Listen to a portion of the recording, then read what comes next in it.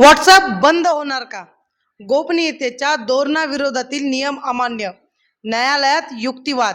कंपनीच्या गोपनीयतेच्या धोरणाविरोधात जाण्याची सक्ती केल्यास भारतात व्हॉट्सअपची सेवा बंद करावी लागेल, असा इशारा व्हॉट्सअपने शुक्रवारी दिला. केंद्र सरकारच्या माहिती तंत्रज्ञान नियमांना आव्हान देणाऱ्या एका सुनावणी दरम्यान व्हॉट्सअपने दिल्ली उच्च न्यायालयात ही भूमिका मांडली. व्हॉट्सअपचे एंड टू एंड इन्क्रिप्टेड संदेश हे वैशिष्ट्य त्याच्या वापरकर्त्यांच्या गोपनीयतेचे संरक्षण करण्यासाठीच आहे. त्यामुळेच संदेश प्राप्त करणारा आणि पाठवणारा या दोघांनाच संबंधित मजकूर कळतो.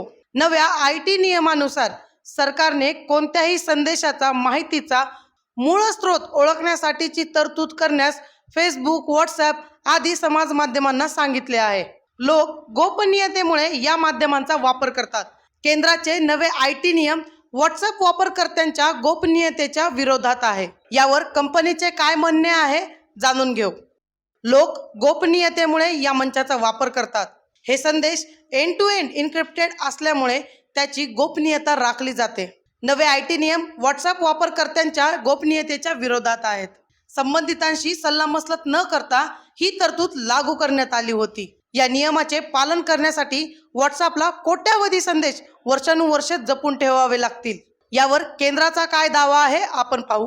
व्हॉट्सअप आणि फेसबुक व्यावसायिक हेतूंसाठी वापरकर्त्यांच्या माहितीचा फायदा घेऊन कमाई करतात.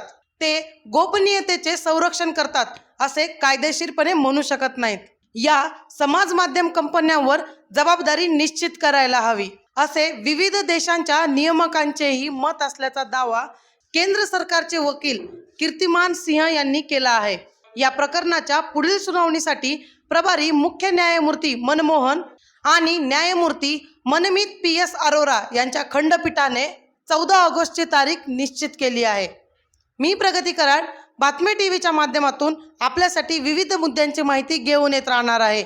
तरी ही माहिती जाणून घेण्यासाठी आपल्या चॅनलला सबस्क्राईब करा आणि व्हिडिओला जास्तीत जास्त शेअर करा. धन्यवाद.